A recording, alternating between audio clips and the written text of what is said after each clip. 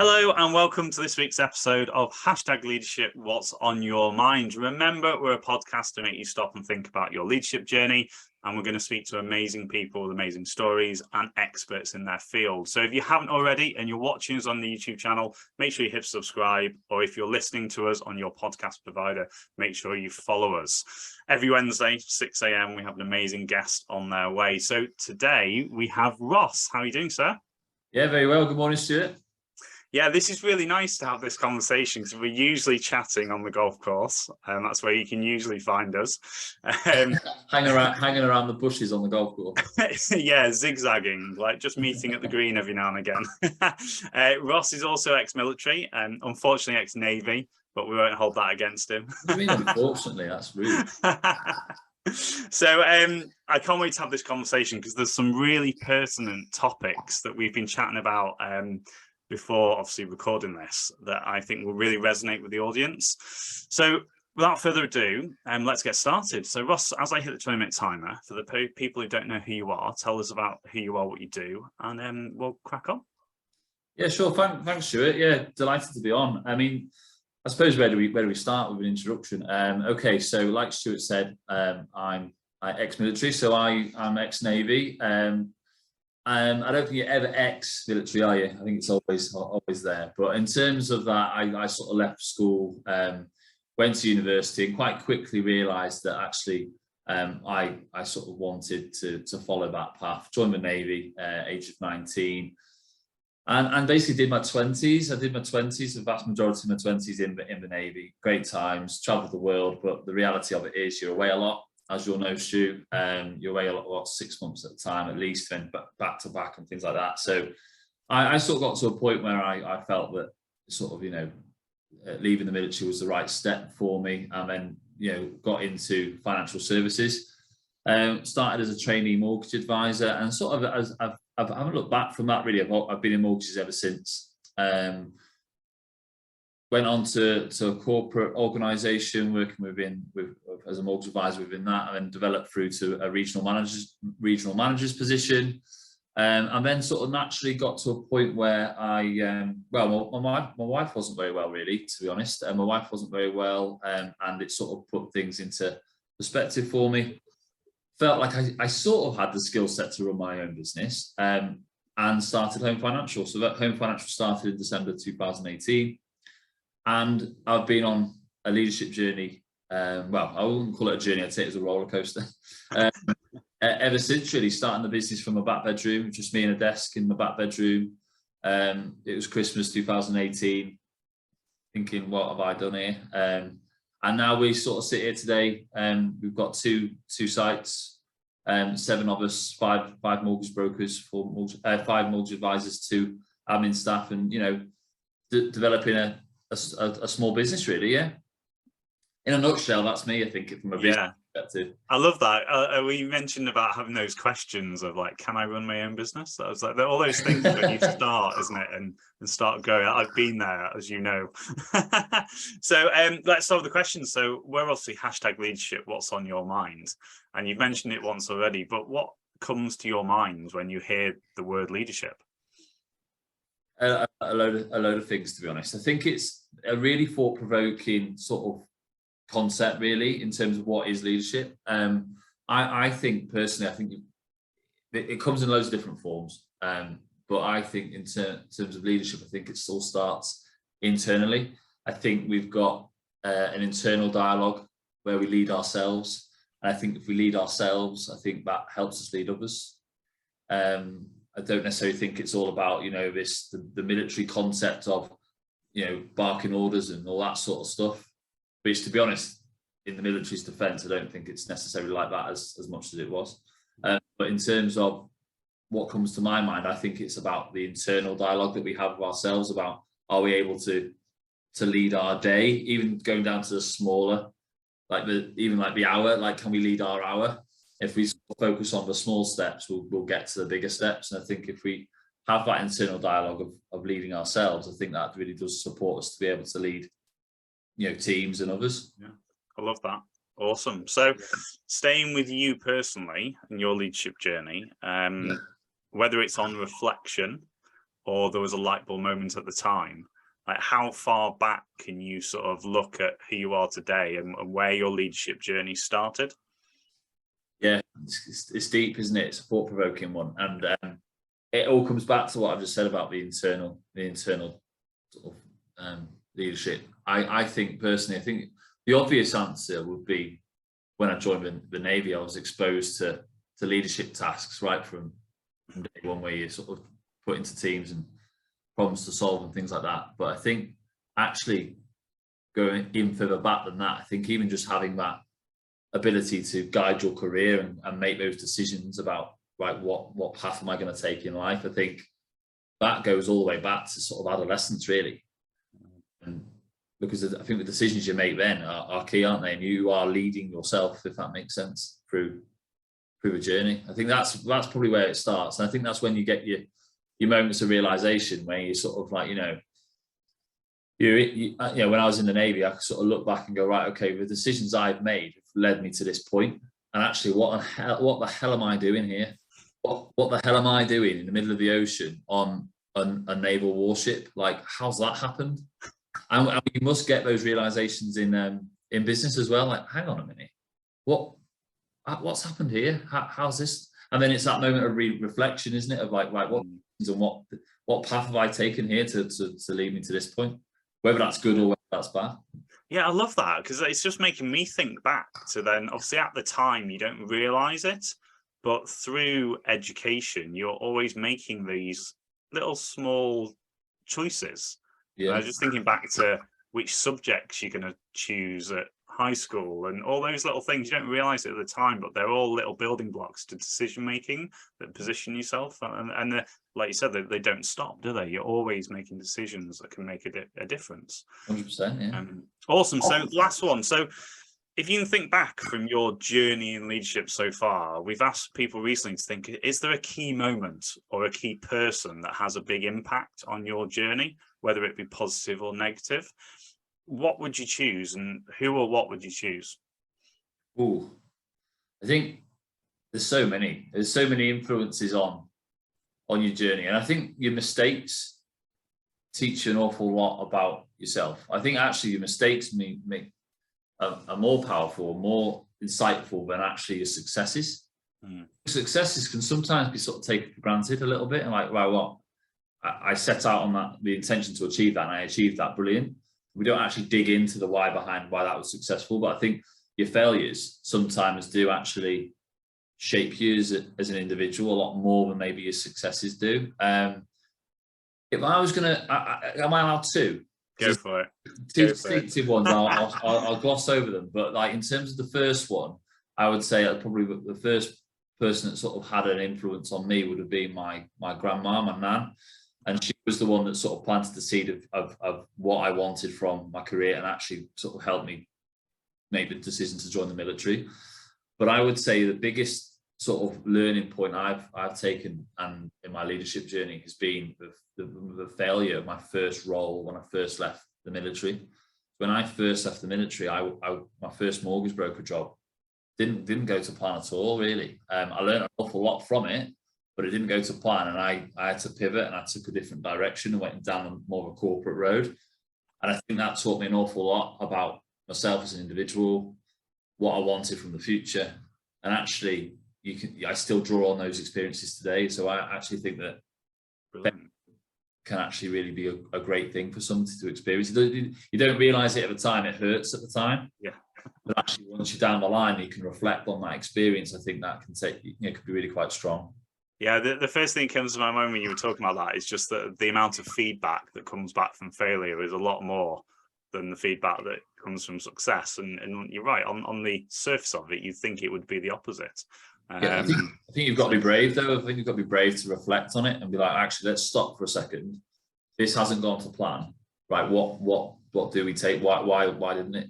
And actually, you've got to be quite brave to sort of like look internally. Actually, what was it? Was it me? Was it? Or did I? And that's not easy to do, because we've all got that natural self-defense, haven't we? Yeah. Awesome. So there's a couple of things. We're halfway, so we've got time. There's two things I wanted to talk to you about. Obviously, you're currently in an amazing position, building a team. I know it's not all easy, it's challenging, and we'll talk about that. But it's something you mentioned when we were chatting about you coming on, and I know this is going to resonate a lot with some of the audience, is about the challenges of inheriting a team. If you're in a leadership role, you're put in that position of, here's your team now. Because again, we haven't really talked about that. It's almost like we talk to a lot of people who are experts in the field, or they're a business owner. We haven't had many people on who have had that. I'm in the corporate world, I'm dotting between teams, and I'm inheriting teams. So tell us a little bit about the challenges and also how you overcame some of those. There might be a bit of failure in there, might be a bit of success. Tell us a little bit about your experience inheriting a team. Yeah, sure. So the best sort of example I can give you on that one was when I was first promoted to a regional manager. I mean, I actually inherited a really successful team, which actually presents more challenges, in my opinion, than inheriting a failing team, or let's say a team where there's lots of improvement to be made, or lots of opportunity to improve. I actually inherited a really successful team, and a team that was very engaged with their previous manager, or leader, should I say. And I think that's an interesting one, because I was actually, if we want to put a sort of team analysis on this in terms of football, if we use that as an example, I was one of the players, and I've been sort of internally promoted to be the manager. So I'm actually going from, I'm one of the players, to hang on, now I'm telling you what to do. On one hand, that gives you loads of credibility, because actually, we can walk the walk, he can talk the talk, he knows what he's doing, and actually we can relate with that, and we can get on board with that, and actually we're going to, it's more of a consultation process as opposed to a dictation. But I think when you're inheriting a successful team, you're going to have members of your team that are really engaged and bought into the previous regime. And I think then it's more about evolution rather than revolution. So you need to evolve that team and maybe put your own stamp on it. But I do think that comes at a price sometimes, because you can tiptoe around that. So I think if you all of a sudden you're at the front of the room and you're sort of trying to take things in a different direction, you can sort of be sort of semi-conscious of the fact that I don't want to ruffle too many feathers here. Because actually, if I do, that might have a disruptive effect. Yeah. I think you've got to be a little bit brave with that in terms of things. So I think you've got to be a little bit brave to be actually, you know what, I am going to take this direction. But I don't, but I acknowledge that's not easy. Inheriting a successful team, I think like I said, I think it hosts more challenges than maybe a team where there's loads of scope for improvement. Yeah. So I'm interested in what sort of things you did to smooth that. Was it a success in the end? And what sort of timescales are we talking about? Because especially with my experience working with the military, it was when change was installed by a new leader, just generalizing, it was almost done very quickly, and then definitely ruffled feathers. We would always promote a smoother transition of change, and a bit more patience and a bit more listening, observation, and really focusing on, so what can I add value to, rather than I need to make a change, I need to make an impact. What was your experience in that timescale that you've used? Yeah, I'd actually say that's probably one of my strengths. I would say, I think I probably would, if I'm going to self-reflect, I'd probably say that I'm not one to sort of, do wholesale changes. I'm definitely an advocate of long-term, sort of a longer term, sort of more personal approach, where I wanted people to understand, and I wanted to develop those personal relationships with people. So I didn't want to go in and be like, right, blanket approach, like you're all doing this. It was like, right, let's understand people before you can actually then be understood. Yeah. And I actually think I took that from the military, because I always used to say yes, we form first impressions of people, but I always used to say that actually you can't decide whether you like somebody or not until you actually get to know them, like properly, because actually first impressions are first impressions. Somebody could be nervous, and actually you could misinterpret that for another characteristic trait. So I think really my strategy when I actually took that new role was one of, well, let's get to know this team. Let's get to know them individually. And then once I got to know them individually, I can then actually know which levers to pull. and where I can maybe add value and maybe where they need the support. So it's about understanding them individually as opposed to sort of taking a sort of one size fits all approach. I get it though. Sometimes when the results are needed, you haven't got the time to do that. Yeah. Very specific on the organization, but I think in that scenario where your team's already successful, you haven't really got to make wholesale change. It's more of a development process. Yeah, I love that. And again, we've mentioned it a couple of times, and we definitely mentioned it a lot in my training of where I got to today, but everything is situational. Everything is. It's quite painful that you can sort of talk about all this stuff, but you've got to go into the thick of it and experience it and have that situational awareness and add that to your toolbox. Awesome. So you're now in the thick of building a team. Early stage growth, but it's from the outside, it looks like it's going really well. It's great to sort of touch base with you every now and again, have those chats on the golf course, know how you're evolving as a team.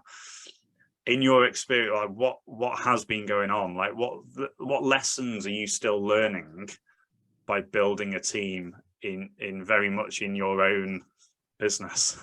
Yeah, you know, it's the iceberg effect, don't you? Right? Yeah, you see on the surface isn't necessarily. Yeah. It's the blood, sweat, and tears, isn't it? I think I think for the first recruit you bring into your business is that's the bit.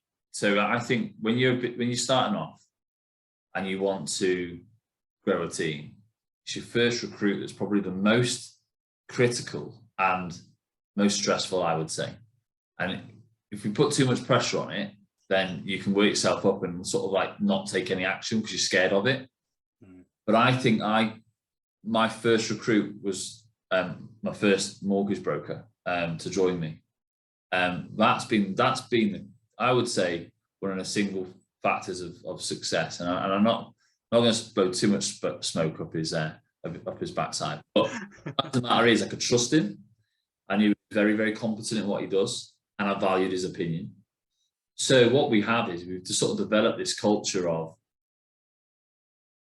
I make the decisions, and sometimes I make them and he won't agree with them or whatever else. But the fact of the matter is I almost created that ally and in the business where like he won't always completely agree with what I'm saying and vice versa, but you have this natural sort of resistance of respect.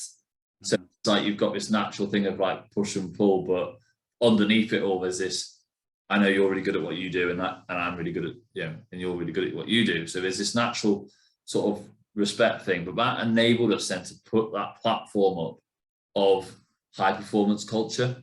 So then when someone else joined the business there's almost this like, we do things around here like professionally, and we're a professional outfit. So to sort of develop that culture. And then really from there, what's happened is that it's almost become a little bit of an aspirational place to be. So when somebody then is the 5th, 6th and 7th person has joined, it's like, I want to be part of this. Yeah. And that to me has really helped us get in those first couple of recruits. I got them right on reflection. Now we have gone down the line and we have made some mistakes and things, but it's just about us, not being scared to make mistakes, because you will make them. Like I said before about the failure thing, like just learn from them, make them. Actually, I advocate making them. Go and make the mistakes, go and break the eggs, because actually you will learn from them. And as long as you're aware of the need to learn, then you'll continue to develop and go in a forward direction. I think that's the key takeaway, is be prepared to go and make the mistakes. Excellent. I love the fact that you say recruits as well. I don't know whether you're saying that consciously or not, but there's a military thing in there. And I said at the start, the first thing that I don't think I've said it on the podcast before, is that I'll press the timer and we'll crack on. It's that military jargon coming in. It doesn't leave you, does it? It doesn't, no. So we've got a couple of minutes left. I just wanted you to share, because I think you are a massive advocate and you are on this lifelong learning journey. And I know that you love it. Sometimes it's blood, sweat and tears, as you mentioned, but you've got a new role. Like you're now able to, because of the success of the people in the business. What sort of things are you still learning and projecting forwards? Because we talked just briefly before we came on about you having the ability now, because of that high performance culture, to step into that business development role, be that because you've got this amazing team around you. So what are you still learning now? I think this is a real challenge. I think I'm absolutely in the throes of it. I'm still very much an active mortgage advisor or broker, depending on the terminology, but I'm still very much active in supporting clients. But what I would say is that that is a real challenge for a small business owner, and you don't always get it right, because I think that's about client relationship in terms of helping them understand, in terms of, I'm going to talk about the higher level. We're going to make sure we get the advice right and the direction of travel and everything like that with your specific case. But actually, the actual nitty gritty of actually keying a mortgage application doesn't actually have to be me. That's more my challenge from experience, because actually the client's absolutely fine with that. The relationship's still with me. We still talk about what we're going to be doing and how the strategy behind what we're going to be doing. But actually, the actual more of the administrative, keying of the application and chasing the lender and things like that, that can be done by somebody else who's really efficient too. But it's how that's communicated, because the client's not normally absolutely fine. It's more me getting in my own way and say, well, actually, I know that I want to do that because I know then it's done. It's almost like getting out my own way to be able to effectively delegate, but also communicate. Yeah. And I own that. I own that as a development point, and it's just one of those things where I think as every year goes by, I think you learn by not just your own mistakes, but others as well. I mean, we talk about business and things like that, and you're actually able to share. Well, I've had that problem too, and actually I'm going to take away maybe a learning point from there too, and being able to collaborate and move forward effectively, really. Amazing. Awesome. Well, great way to finish this week's episode. Thank you so much for coming on and sharing your story. Yeah, ladies and gents, if you have been watching us, make sure you hit that subscribe on the YouTube channel. And if you are listening to us, make sure you hit follow. And I always love to hear the takeaways from each of the episodes. And please pass this on to anybody that you think that might be useful to in their leadership journey. So, Ross, thank you so much. Really enjoyed it. Thanks, Stu. We'll get that date in the diary for the golf course again. 100%. See you next week, guys. Bye.